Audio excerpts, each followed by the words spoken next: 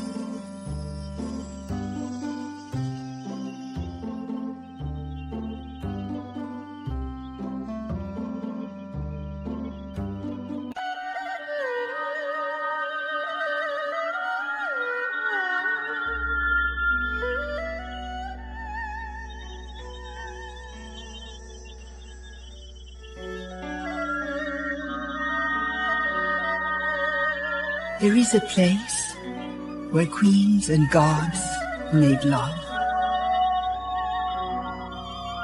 where warriors slew gruesome creatures.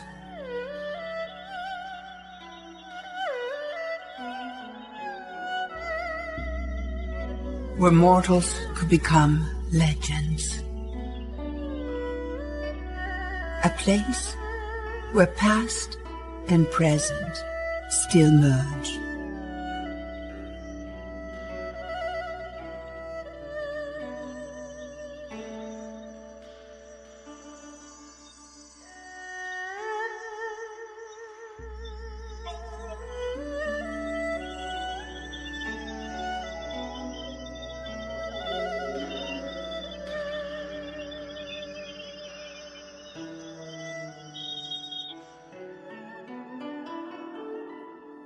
Pompeii was a city driven by violent passions, a city shaped by love, revenge, sex, power, violence, lust, ambition, sin, and superstition, all still visible in the mosaics and frescoes adorning its villas, temples, and brothels.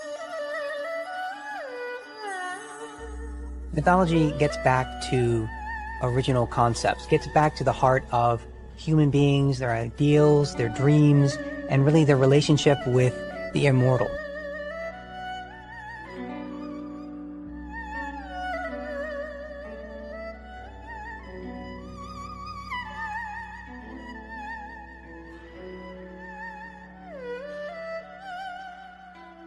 Everyone can pick it up, vary it, give it a new twist, a new interpretation.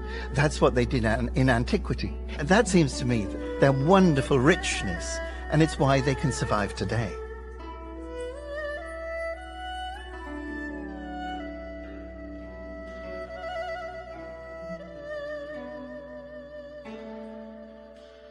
The mythological scenes painted on the walls of Pompeii are the mirror of a pagan society.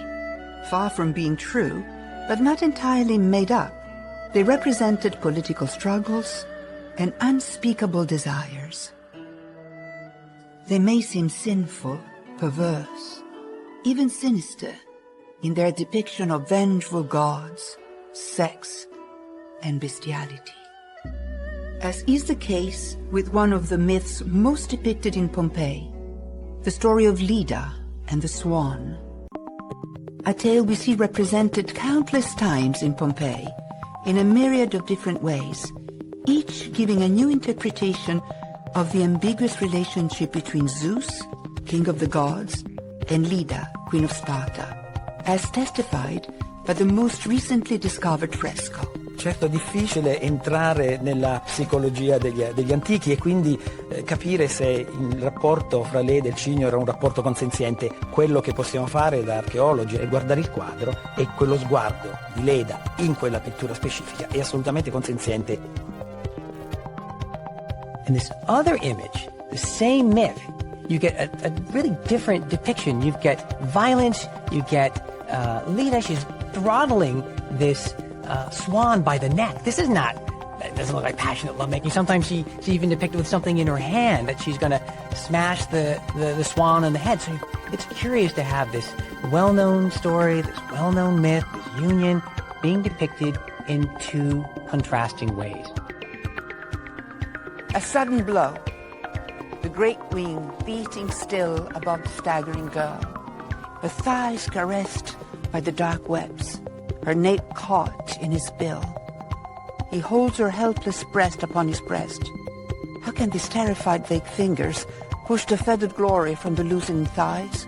How can body laid on that white rush but feel the strange heart beating where it lies? This is how the poet Yeats described one of the Pompeii most ambivalent and ambiguous myths, the story of Leda, the queen of Sparta, and the god Zeus disguised as a swan. Some sees the story as a consenting sexual relationship. Others instead read it as a rape.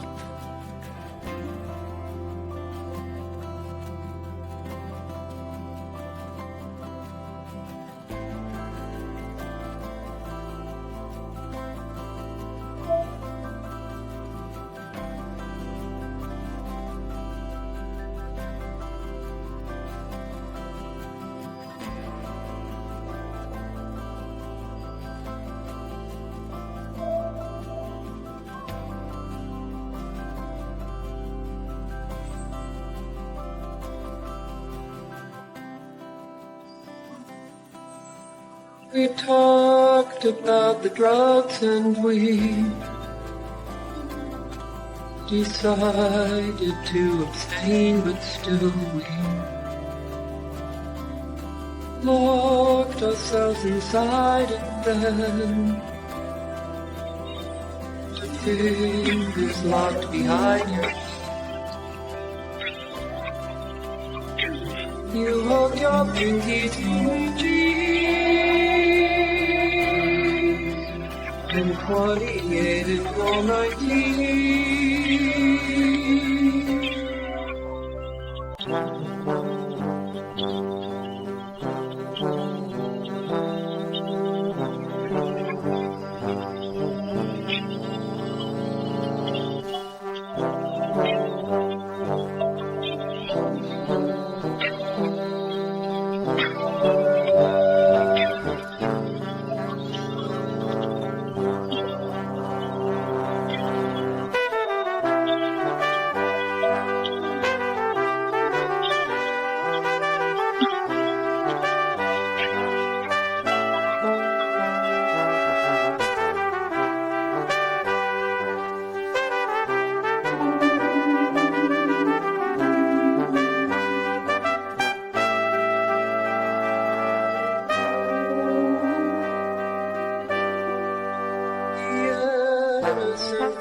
Soon to be, we start to feel like currency. We try to get it off back. Give me your own. You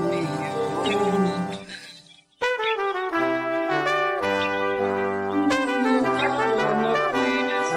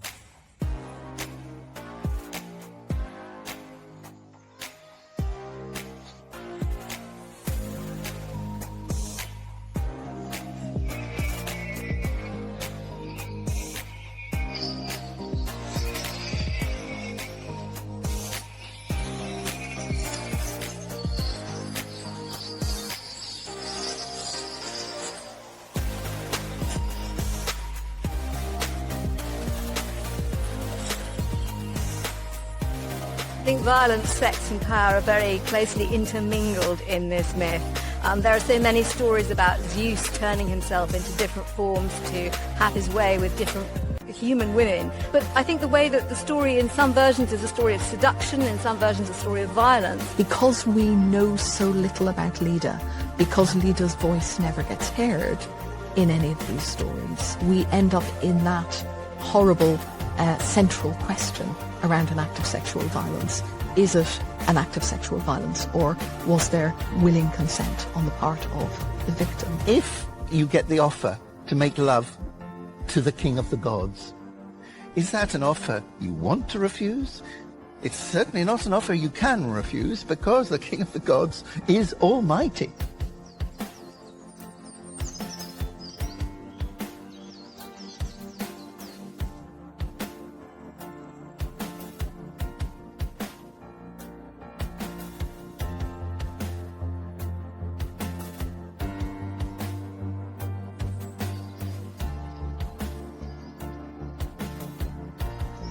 Leda has 4 children.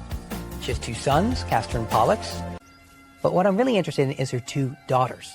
First of whom was Helen. This is Helen of Troy, one of the most important people in Greek mythology. She's the one that led to the grand apocalyptic Trojan War. Helen, irrespective of the fact that she marries the most powerful king in the Peloponnese, she is seduced by a visitor from the east, a visitor from Troy, the handsome Paris, who is, of course, has to be an exceptionally handsome man.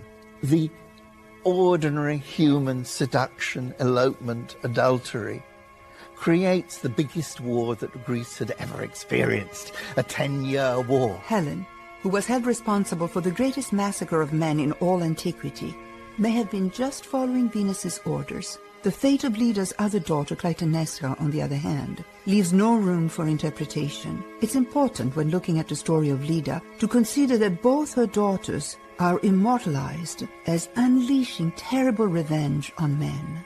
Agamemnon comes back from Troy, triumphant, expecting a great welcome home, and Clytemnestra is ready for him. But she is also plotting revenge. Revenge because Agamemnon, in order to get a fair wind to sail to Troy, sacrifices his daughter Iphigenia. We have a fresco that actually depicts the very scene in which Agamemnon is sacrificing his daughter Iphigenia. So the gods demanded a sacrifice in order for there to be wind, for his ships to depart, to go on this great quest, this war against the Trojans. He had to make the ultimate sacrifice. He had to kill his daughter.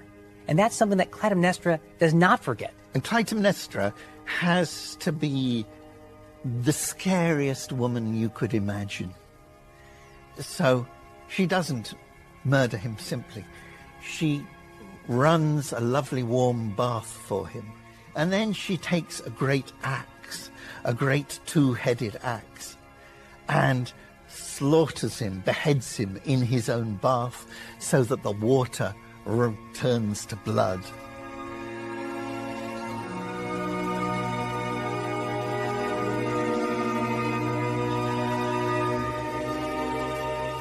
The legends of Leda and her daughters were marked by lust, cruelty, and deception, common traits of Pompeian frescoes that bear witness to a darker side of the city. Some so graphic that they're still censored today.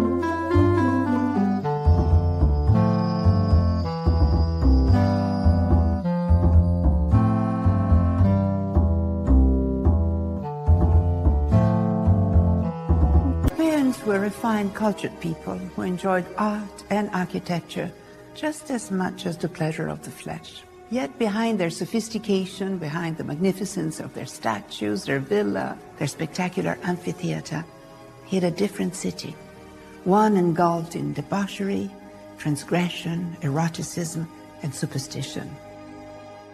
At the time of the discovery of Pompeii, you've got to think about the context. So you have the Bourbon kingdom, of course, they're fervent Catholics. When you start to discover in Pompeii these incredibly, blatantly graphic, erotic scenes, what do you do with it? I mean, you could destroy it. I mean, there's some overpainting. But for the most part, you're taking them and you're putting them away for safekeeping. They're not for public consumption. End up putting them on certain places like the secret cabinet, where you need special permission to get access to look at these really kind of raunchy scenes.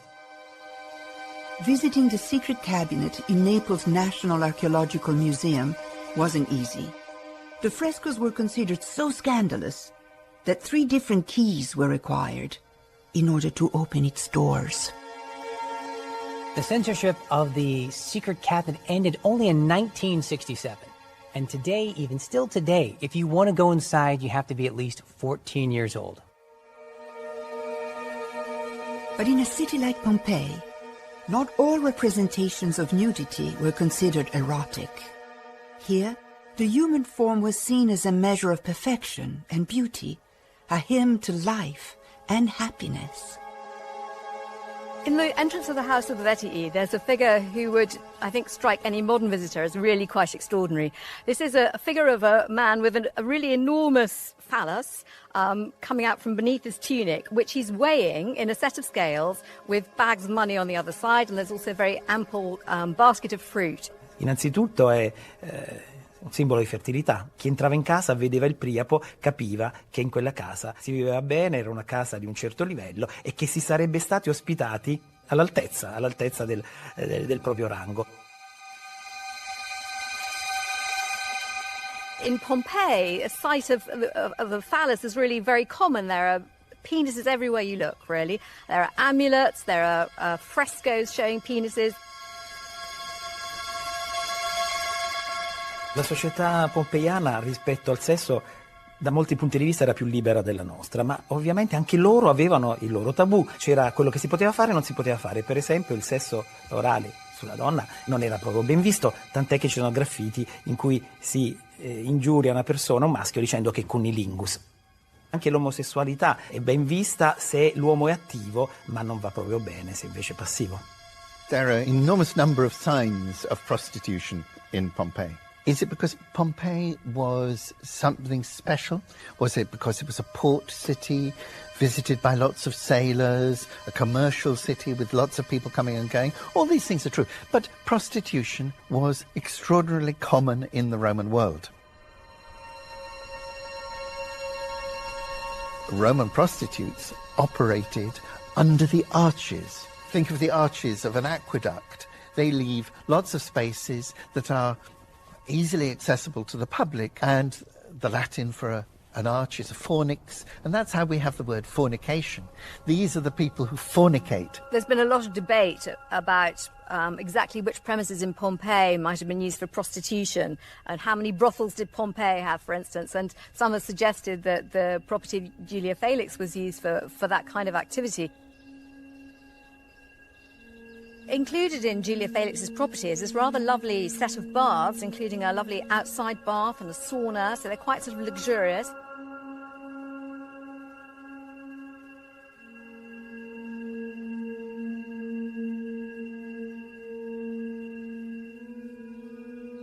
Julia Felix is taking advantage of an opportunity to make money the way that many Pompeian men will have done.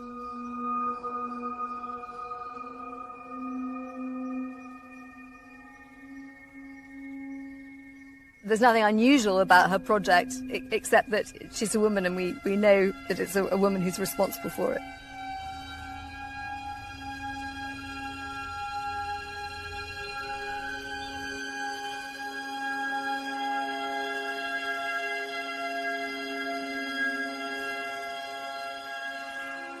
So in the Porta Marina suburban baths, you actually have a whole layer of frescoes that depict various sexual acts. So you could literally just point to the Roman numeral for that sexual act, go up to the room, and that would be performed upon you. One thing that Pompeii gives us is this extraordinary brothel that is a brothel for a dozen people operating at the same time. It's custom built. It could serve no other purpose than a brothel because it's a series of cells that are as wide as a bed. So you don't just go to the brothel. You don't just go to the bath complex, but also even bars, the Napoleons. Or one example we have is that it seems from the artistic decoration that's in that particular bar, it seems that there's a back room where you can, again, go to a prostitute.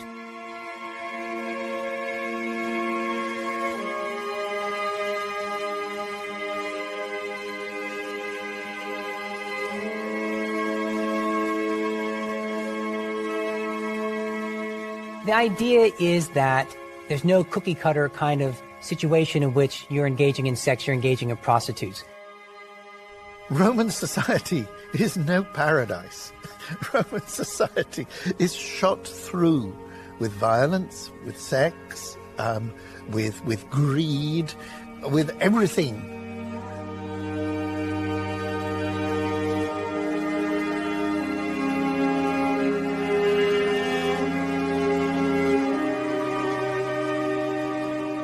Pompeians loved carnal pleasures and sex in all its forms: mercenary, chaste, homosexual, and heterosexual. Not surprising, then, that the Catholic Church branded the city as sinful and obscene, even though Pompeii existed before the idea of Christian sin.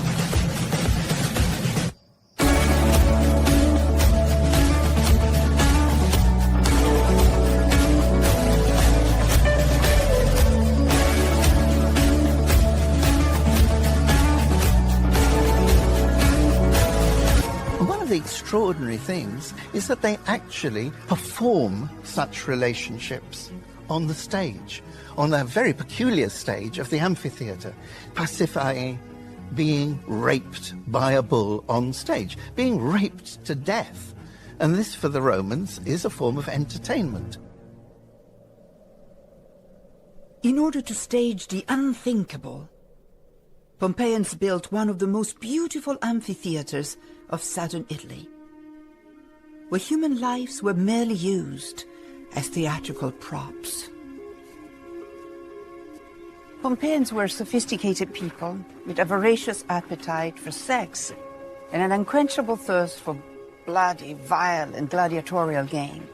Graffiti and election posters demonstrate the importance of the game for the cultural life of the city.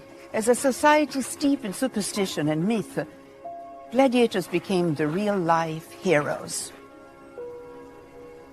Regarded as good omens, Pompeians decorated their homes with gladiatorial relief, and in 70 BC, two rich merchants built a magnificent amphitheater, and it's there that the Pompeian thirst for violence would lead to one of the most gruesome riots the ancient world had ever seen.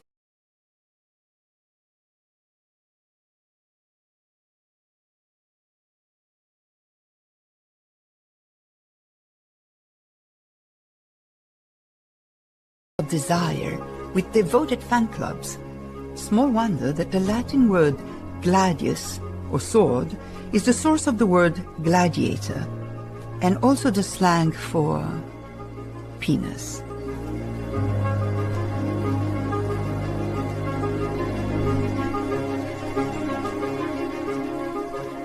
Gladiators were real sex symbols throughout the Roman world, and we see evidence of that strongly in Pompeii. There's graffiti, for instance, in the barracks and the gladiatorial barracks where the gladiators themselves stayed.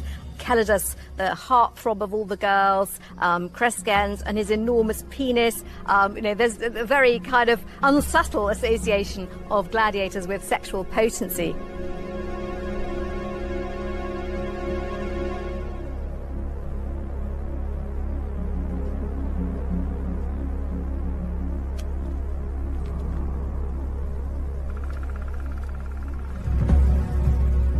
There are stories that people collected the sweat of gladiators to serve as an aphrodisiac.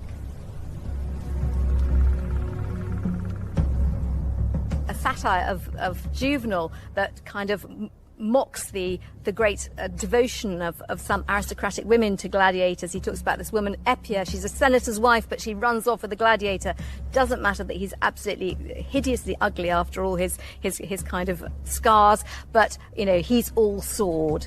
He's really sexy. In 59, you have the gladiatorial games held in the amphitheater of Pompeii.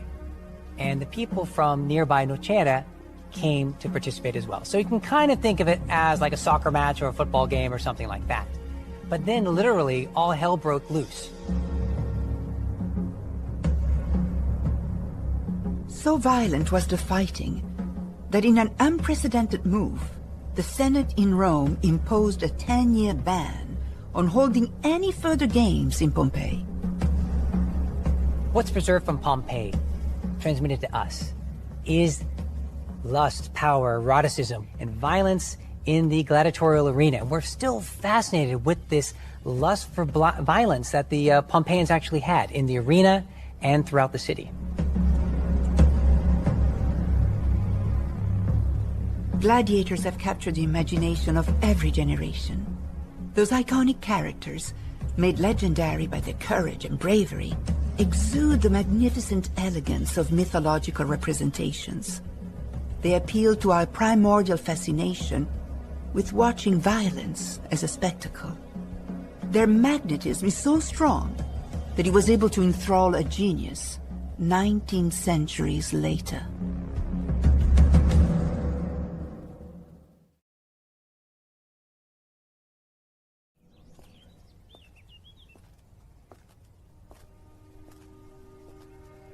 A little over 100 years ago, on the 11th of March 1917, Pablo Picasso and Jean Cocteau came to Pompeii. I wish I was here with them. They were dressed in beautiful black suits, they had pipe. They admired a beautiful archaeological site. They must have looked at the frescoes, the villas, the mosaic, the erotic art, of course.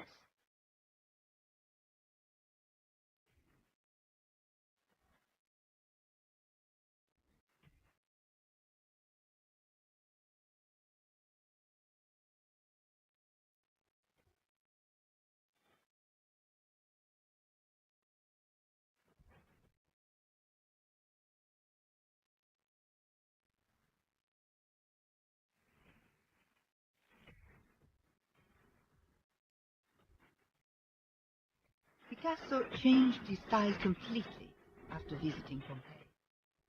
Among the places that mesmerized the father of Cubism is one of the city's most famous sites, the Villa of the Mysteries.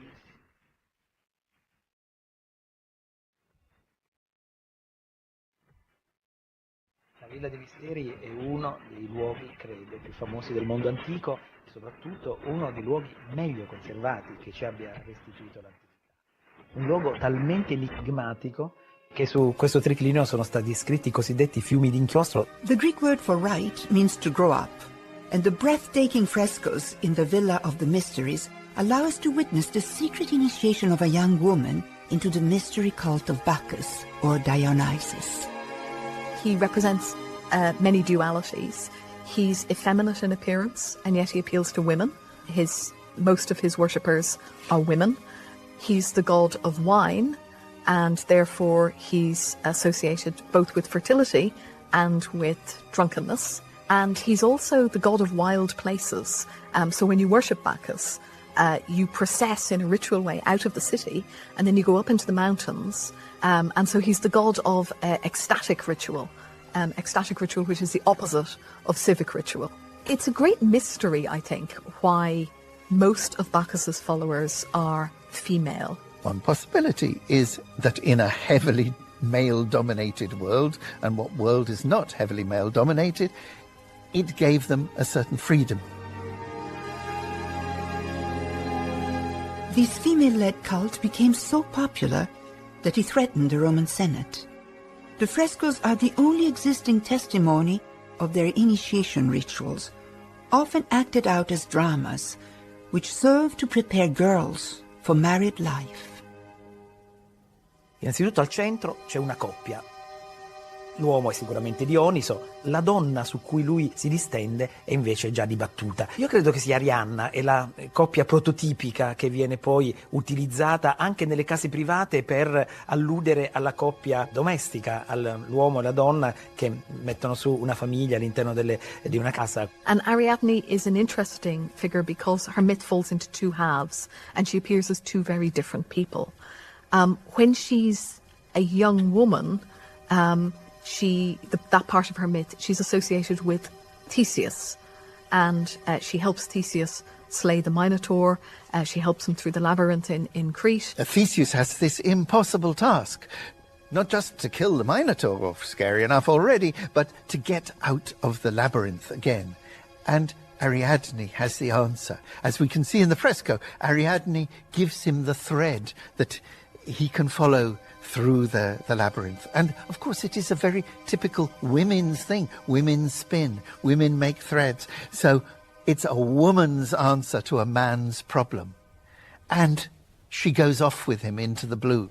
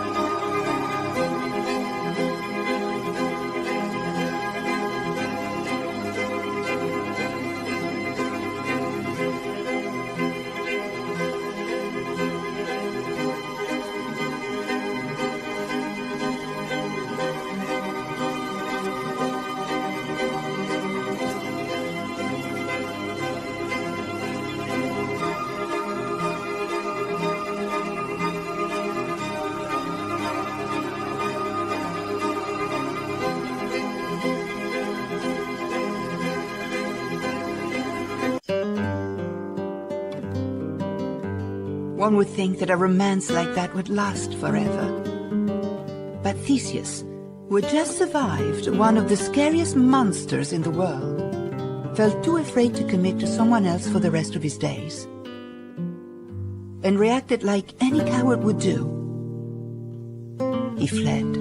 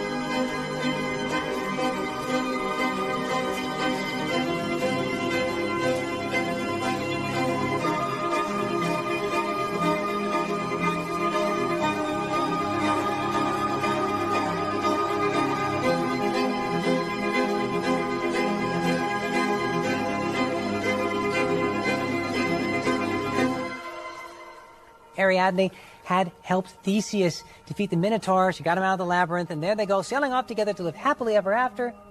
Theseus dumps her on an island.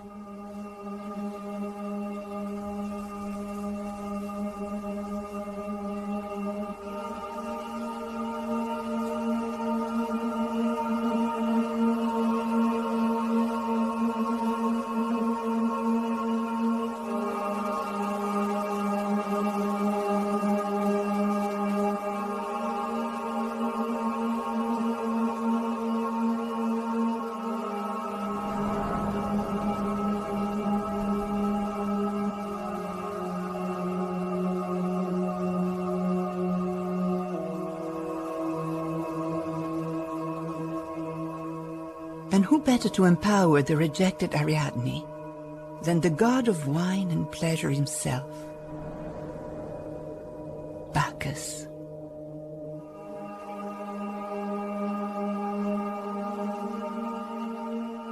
It's love at first sight. The story is one of pure, unconditional passion. A relationship where he initiates her into the secret of ecstasy and wine, turning her from a girl into a woman.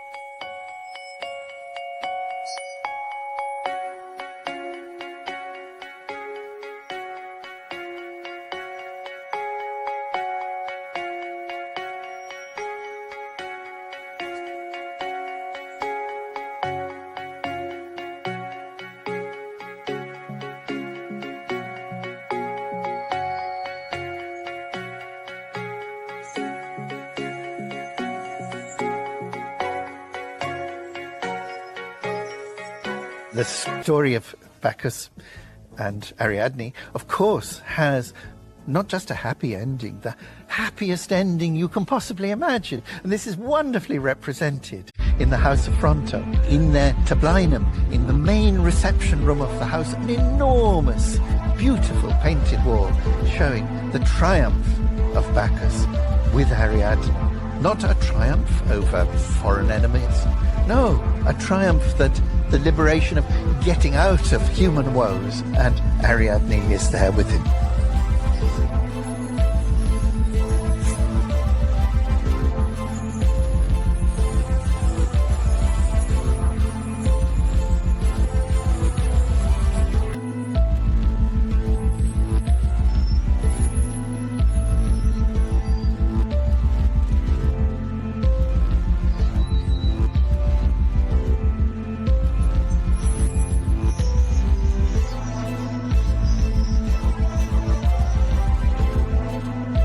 Roman myths was incredibly esoteric.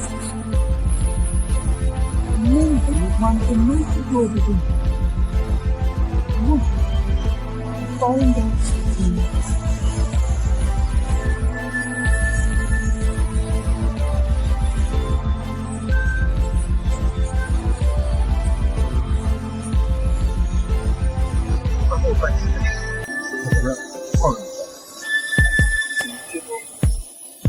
He's not part of the Roman family. Because Viking was almost like this. It wasn't like normal right. Mozart, and many of the visitors, came. He saw something in its grandest form. And he saw a complete vision, really, of the temple and the decorations and the pageantry and the figures, all of the temple of Isis. So it was something that had recently been restored. It was in great condition. So I think really he was stepping back in time when he went through that doorway into the complex of the theater of Isis. In 1770, while touring across Italy, he came to Pompeii.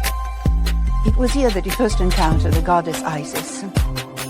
21 years later, his fascination with the mythology surrounding this Egyptian goddess led him to the creation of one of his most important opera, The Magic Flute.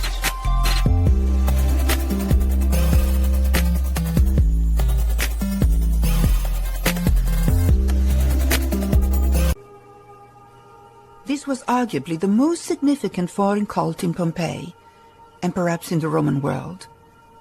Isis was considered by many to be the feminine archetype, worshipped right in the center of the most important part of the city. It's very hard to tell what exactly social status-wise the worshippers of Isis were in Pompeii. But you do find shrines of Isis in very rich houses, people with a lot of money. One idea is that it's connected with trade. So it's quite likely that worshippers of Isis were tradesmen, sailors, and so on. But I don't think it's limited to that.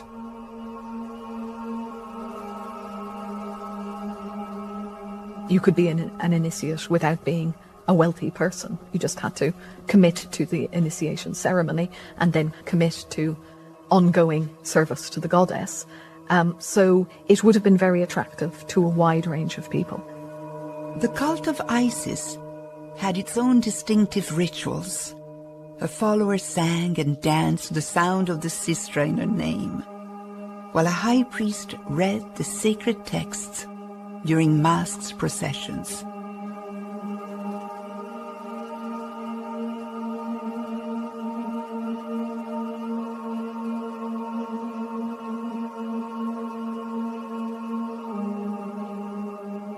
The relationship between Isis, the cult of Isis, and the Romans, the Roman Senate, was very, very complex. And many times, the actual government of Rome kicked out the cult of Isis, reducing her to outside the Pompeii, the magic boundary line around the city center. So there's this push and pull all the time of like, we don't really accept you, you're not one of the pantheon. Isis is the Egyptian goddess. She is from the country of Cleopatra. Augustus's power is based on the defeat of Cleopatra, and the way that the poets represent the victory of Augustus is the victory of the traditional Roman gods against these awful Egyptian gods that are like animals, barking Anubis, the god with a dog's head. So Isis is, in some senses, horrific. And yet it's precisely under Augustus that it becomes extraordinarily popular in the Roman Empire. She is also the goddess of fortune. She holds the cornucopia, the sign of abundance. She holds the rudder that steers the ship, that steers the world. And it brought luck. You worship Isis because she will bring fortune to your household. The pagan heart of Pompeii was filled with secret cults, many woman-centric. The Senate understood the power of Isis, so they transformed her into the Roman goddess of luck, Fortuna. In this particular manifestation, when we see her as Isis and Fortuna, it's something that's going to be acceptable to everybody. It's not something that's going to be banned by the Senate or something like this. It's part and parcel of what a Roman citizen throughout the empire is going to be used to, and it's acceptable, and it's normalized.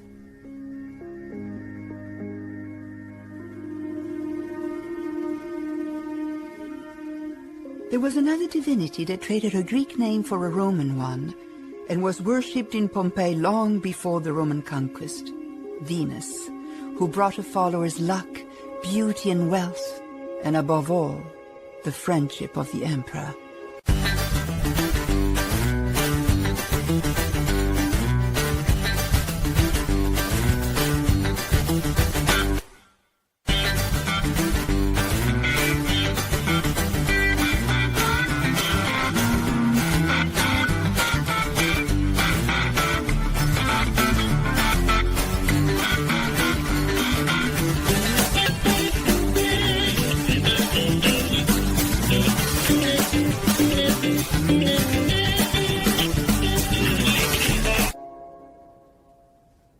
Small wonder that the patron deity of the city filled with erotic art was the goddess of love, Venus. But seeing Venus just as the love deity will be totally reductive. She was the founder goddess of the city of Rome and the most prominent deity of the pantheon, associated with victory, power, and luck. A long list of generals, politicians, emperor were associated with the cult, as well as some of the most powerful women in Pompeii. Venus is a hugely important goddess in Pompeii. More than one temple to Venus we know of, and we can imagine that Venus, as the goddess of beauty and fertility, perhaps has a particular value for female citizens. Venus is always present in Pompeii.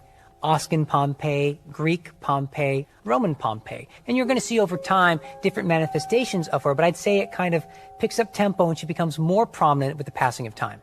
Like, for example, you can see her prominently along the Decumanus, represented as a goddess being drawn in her chariot, pulled by elephants. I mean, she is a protagonist throughout, say, the daily lives of the Pompeians. They see her, they depend upon her.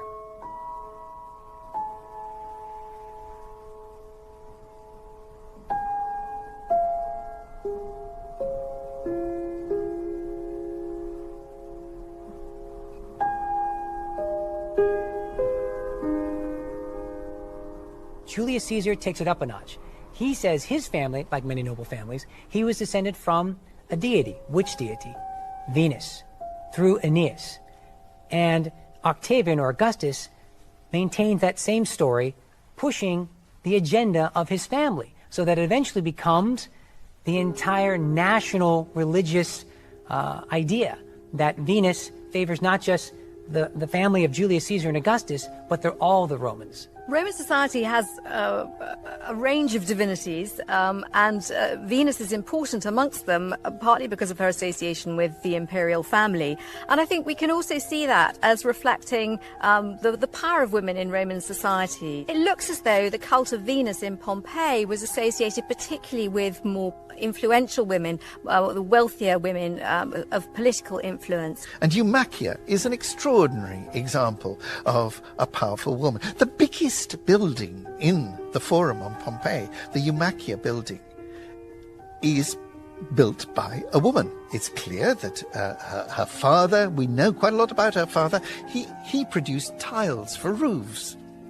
So Eumachia, however the wealth comes, she has a lot, because you don't build a major public building without enormous financial resource. L'edificio di Eumachia è un luogo estremamente monumentale, una grande corte porticata, che erano quegli edifici che davano un senso di urbanitas alle città. Non è un caso che si iniziano a sviluppare soprattutto in età augustea, quando tutte le città italiane hanno un revival incredibile di urbanitas. È proprio anche la politica di Augusto che vuole, come dire, che impone questa ristrutturazione delle città, e le città si adeguano anche agli standard romani. So she's manifesting her wealth, her greatness. She does a great, beautiful building that ultimately is so large we can't really quite put our finger on exactly what was going on here, and there are a lot of ideas about that. But the main thing is it's pretty much the largest building in the Forum area, and this is done by a woman. And to me that underlines how much power and prominence that women could have in society. In a sense, anyone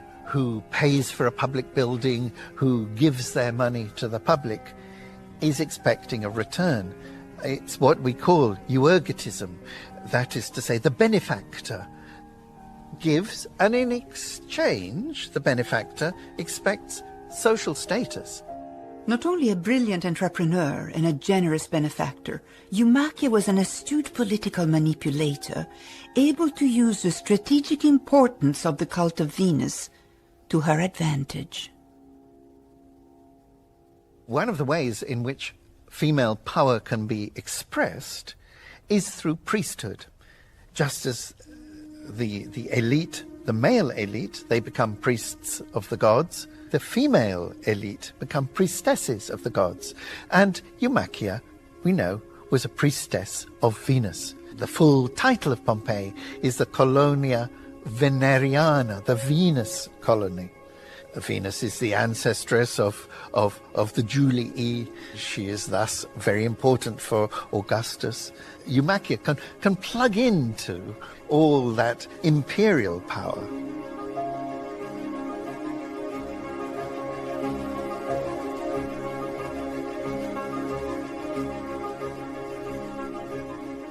Eumacia was also involved in the economic life of the city, being the patron of the Fulones.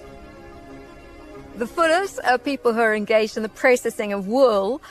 This is a messy industry that uses large quantities of urine in order to produce those lovely shiny white togas. I should imagine that the Fulones, who are perhaps not the highest rank in Pompeian society, would see an advantage in having support from a wealthy and influential woman like Eumacia, and that might well be why they chose to club together to pay for the statue of her that adorns the building. The Fullers, the Fulones, I'm sure they would have been an important source of votes for Eumacia's son Fronto in his election campaign.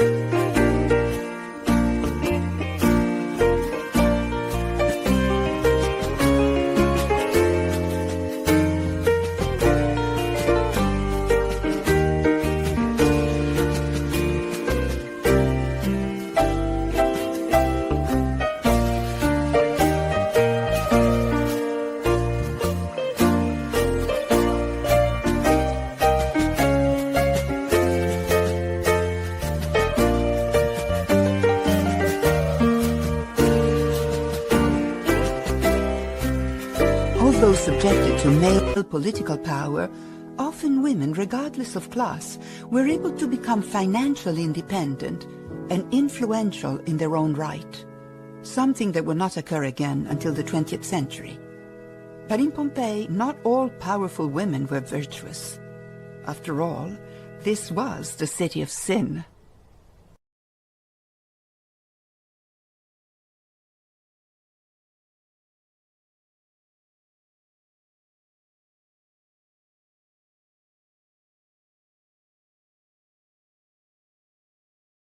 There was in the city a woman called Pompeii Sin, and this woman possessed every quality except an honest soul. She had affable ways and a lively intelligence, and paraded her modesty while practicing lust. She was never a slave of any sentiments, neither her own nor the others. Where she saw profit, there she took her lust. This is how the historian Tacitus described Pompeii, a Machiavellian, lustful woman, adored by the lovers and detested by all others.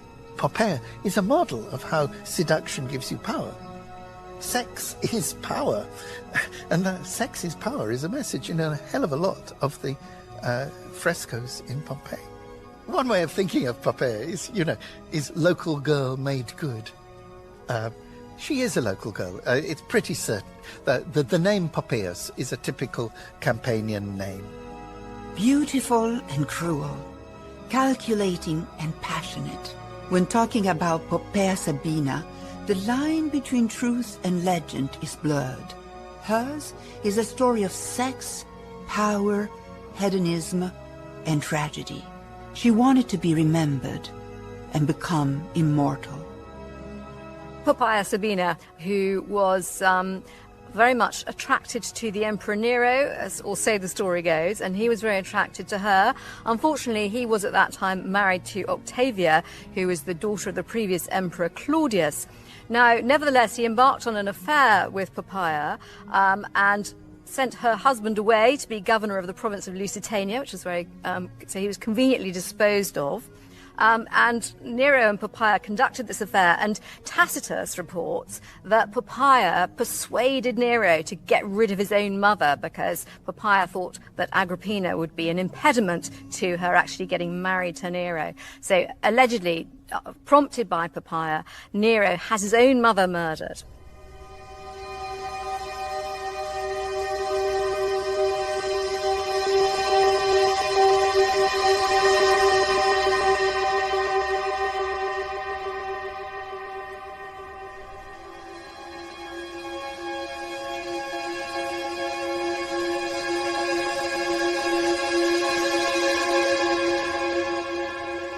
The attractions to being the wife of an emperor is that the women of the imperial circle would be themselves patrons of many peoples. They themselves could be priestesses in the imperial cult, and quite frequently the imperial women were priestesses in the cult of the Emperor Augustus, who was at this point established as a god. So that was the sort of life that Pompeii Sabina was aiming at. And that she achieved to a certain degree. She did successfully get transferred from her existing husband to the Emperor Nero, and she had a child with him who didn't last very long. The child died and was immediately deified, turned into a god. And this provides the sense of what Pompeii was aiming to achieve. The frescoes adorning the villas in Pompeii give us unique insight into their owners. Pompeii's luxurious villa of Oplontis is the apotheosis of her desire for magnificence. The clearest sign of her ambition is in a fresco that tells the story of a hero seeking immortality, just like her. Traditionally, this fresco is seen as representing the 11th labour of Hercules when he was given the task of getting hold of the golden apples of the Hesperides from this garden in the far, far distant region and bringing them back. And this was a very difficult labour. The tree was guarded by this fearsome snake laid on, and so it was thought to be impossible to get these apples, but Hercules managed to do it and bring them back. But Hercules is very deliberately placed in there to show us that it is a mythical landscape and that it is a landscape associated with a very specific labour, and that labour is very specifically associated with immortality.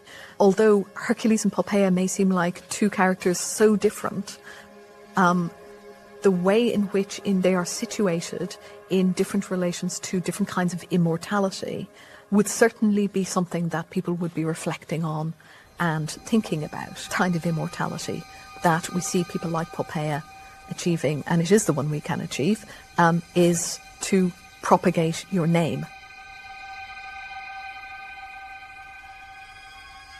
It seems that Pompeii has achieved a goal to become the most important woman in the empire. She gives her emperor a daughter, Claudia. But, as in any good mythological tragedy, it only takes a moment for everything to unravel. Claudia dies at the 4th month of age, and her second child will meet an even worse fate. She becomes pregnant by Nero, and Nero kills her. He actually jumps on her when she's pregnant, causing not only miscarriage, but her death. So Pompeii comes to a pretty gruesome end. But the moral of the story is you don't want to get too close to imperial power. It's very, very destructive. For every woman who is successful, there is always going to be somebody who feels that it was done at their expense and resents it in some way. With Pompeii, we've been given mostly the negative press because of Tacitus's very damning portrait of her. La villa di Oplontis è una delle più fastose ville marittime sul Golfo di Napoli. Era in ristrutturazione al momento dell'eruzione. In quel momento non era abitata. Forse la fine di Poppea significa anche, come dire, un calo della frequentazione e poi forse un cambio di proprietà dà vita a restauri che rimarranno per sempre interrotti perché l'eruzione la cancellerà dalla storia. In 79 AD, Vesuvius erupts, bringing down a cloud of death and ash on the city. In one day, countless lives are lost. It is one of the greatest tragedies in ancient history. Nel giro di un giorno cancella dalla faccia della terra Pompei ed Ercolano. Questo però è significato anche la fortuna di Pompei dal punto di vista della fama e della sua sopravvivenza fino ad oggi, ma lo aveva già intuito Goethe nella sua visita all'inizio dell'Ottocento, quando dice: nessuna catastrofe dell'umanità ha portato più gioia ai posteri quanto l'eruzione vulcanica che ha sepolto Pompei. Some may describe it as a window into the past, but Pompeii is so much more. A living, breathing representation of a long-lost world and its inhabitants, the thousands of men, women, children, and animals killed by a merciless volcano, entrapped in the hardening magma. Their bodies have been burned away, but the voids that they have left inside the lava give us a stunning testimony of the moment of the eruption. So at a certain point, the idea was, why don't we pour in plaster into these voids versus just digging up, empty space, and see what shape we can get out of them. And ultimately what it turned out was these are the remains, the imprints left from the deceased Pompeians, men, women, children, pets, oftentimes in very dramatic, painful poses. When tourists come to Pompeii and they see these casts of Pompeians, they think, oh, those are the people that got carbonized right on site. But actually, it's the opposite. Gli aspetti dell'amore, dell'affetto, dell'affettività, della coppia o anche nella famiglia, viene fuori a Pompei da tanti aspetti, non solo sui graffiti ma anche su quella testimonianza straordinaria che sono i calchi delle vittime.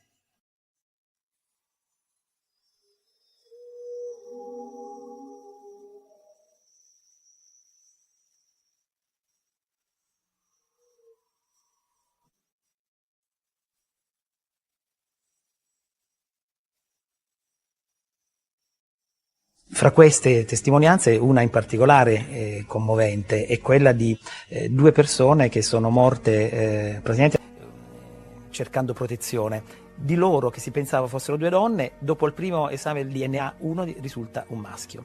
Allora avevamo pensato quindi a una coppia, di un uomo e una donna, ma le analisi vanno avanti e anche il secondo, anche se meno incerto, sono più incerto perché il DNA è corrotto, lì sembra un uomo anche l'altro. Quindi sembrano due uomini. Ovviamente è difficile dire in che rapporto, potrebbero essere dei fratelli, padre e figlio, potrebbero essere degli amanti. Comunque, fatto sta che le nuove analisi che ci permette appunto il nostro mondo contemporaneo stanno stravolgendo la nostra conoscenza su Pompei e sugli antichi pompeiani.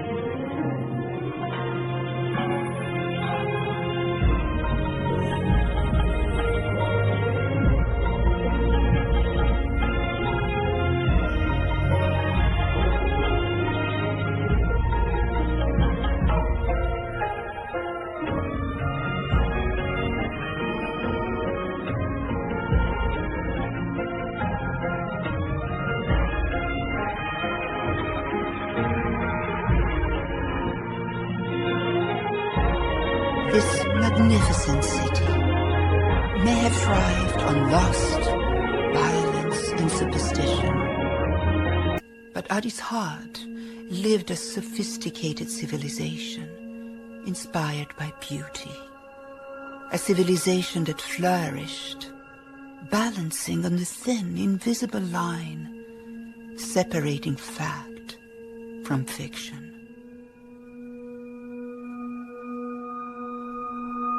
Pompeii was a city that had to die in the flame and ashes of a ruthless volcano in order to reach immortality.